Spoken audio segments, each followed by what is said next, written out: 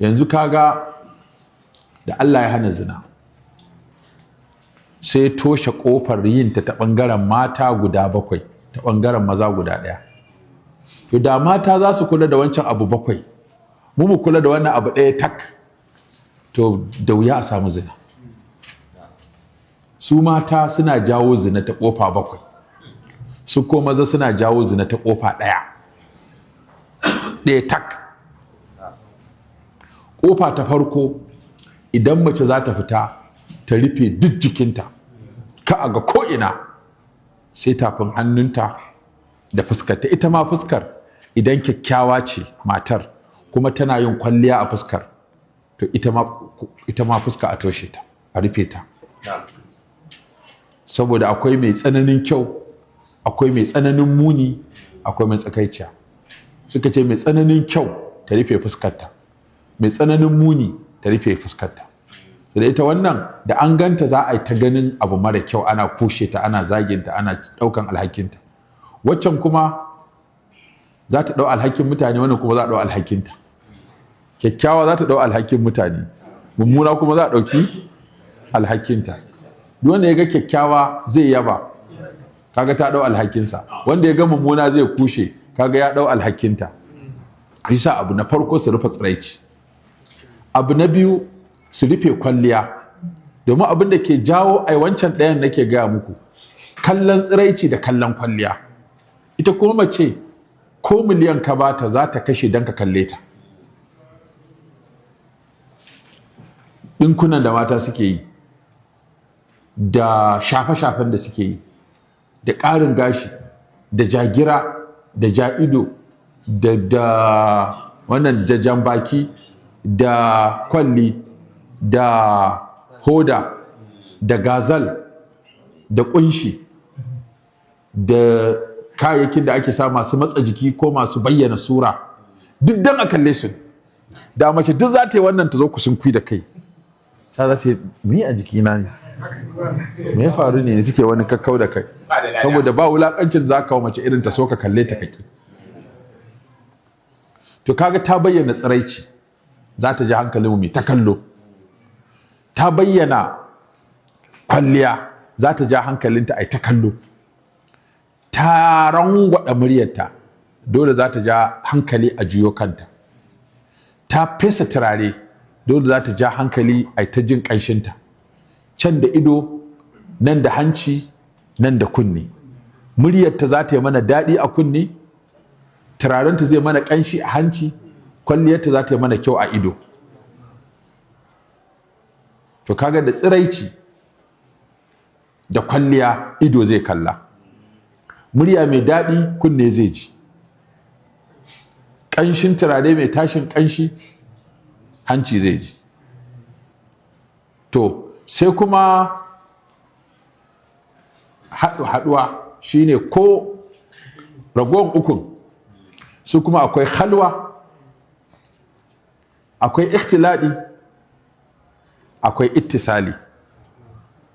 Alhalwa, ku shiga wani guri kai da mace ba kowa daga Allah sai ku biyu, ba matarka ba uwarka ba uwarka ba, haka ajana ba ta ci kwalliya ku shiga ɗaki kai da ita. To me kuke? To sai kaga sai shaidan ya matso da kai ya matso da ita, sai ga waye mara kunya na zai fara taɓa wani. Ikhtiladi kuma a ce a dinga zama guri ɗaya da maza da mata ana cakuɗa, mace a jikin namiji, namiji a jikin mace, kamar da ake zaman mota, zaman babur, da har zaman makarantu ma haka ake yi. Daga baya ne da musulunci za ke wawarewa. Ittisali kuma shine a fara taɓa jikin juna ta hanyar ko gaisawa ko runguma ko kiss ko wani abu. To shedan da ya samu ɗaya daga cikin 7 nan, shi an masa daidai. Sai kuma duk inda aka yi laifi in ka bincika ɗaya daga cikin 7 nan ne ya jawo. Ko na ji muryarta na ji daɗi, ko na kalli adanta ya burge ni, ko na kalli tsiraicinta ya ɗau hankalina, ko na ji turarenta ya min ƙanshi ya ta min da sha'awa, ko mun shiga ɗaki ni da ita, ko mun shafi juna, ko kuma mun kaɗaita. Su ne. To in mata suka kiyaye 7 nan, to kaso 95 na zina ya mutu. mu kuma wa kullil mu'minina yaghuddu min absari. Allah ya ce to ku ko mu'minai ku rinsa ido. Wannan dokai ta fi kowace wahalar bi. Wannan dokar ta fi kowace doka wahalar bi. Ka gan mu nan idan mun kasa rufe shi wallahi.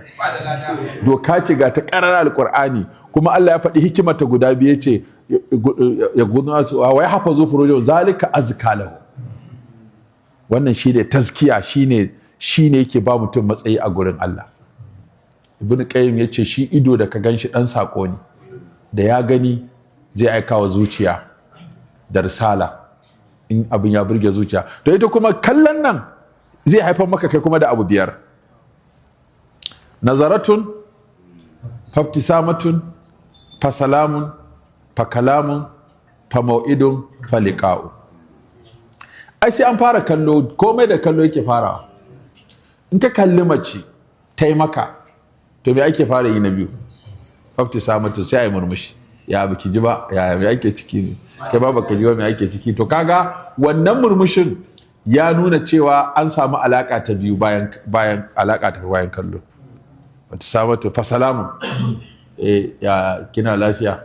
Sai a fara gaisa, ya jiki, ya yan uwa, ya dangi. Ka ji wata doguwar gaisuwa, malam mara birki. Ba da lada. Ba uwarka ba ubanka wa uwarka kai ta doguwar tambayoyi. Biki ji ba ya ake ciki ne, me yake faruwa ne? Ka ta jin tambayoyi marasa kan gado. To fatisatu fa salamun fa kalamun, sai kuma ai zance. Wata shiga juna ƙarya. In akwai wani application nan na soyayya, ka ɗauko dama akwai message 10,000 na ƙarya kai ta tura mata. Wani ma'aunawa zai kawai ta ce wallahi yana so na, kin ga irin test din da yake turo mu, ba shi yake turo miki ba, application ne yake kwafa yake turo miki. Ya wance kaza, ya inda turanci yake so akwai, inda larabci yake so akwai, inda hausa yake so akwai, akwai su sai ta tura, ya hana yarinya bacci. Fa kalamun kenan.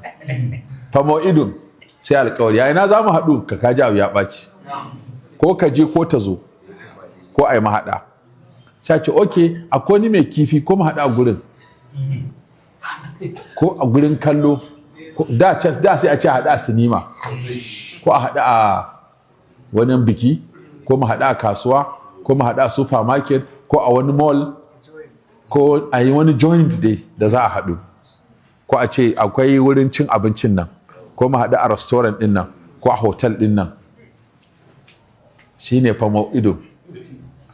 To faliqa'u, sai a haɗu. Ya da to ko mu shiga daga ciki. Wato muka kamo wasu yaran suna mana muna musu tambayoyi akan dalilin shigan su karuwanci, duk sai muka lissafa mun ga daga cikin wannan ne. A ina za mu haɗu? Shikenan. To wannan ina za mu haɗu shikenan. Na da ce to ai ko nan da ɗari ko a shiga daga ciki. Kaga abu ya ɓaci.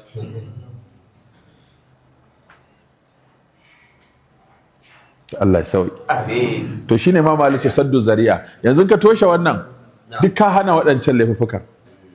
Da an yi wannan dokar, to an rufe. To shine saddu zari'a. Akwai fatahu zari'a, akwai saddu zari'a. Toshe kafa da za a aikata laifi. Kafin a aikata laifin, to abinda zai ja a aikata laifin. Yanzu kawai matasan nan namu a unguwanni da suke ta sare-sare, ake ta kashe-kashe tun muna yara. Muka zo muka gaji wannan abin.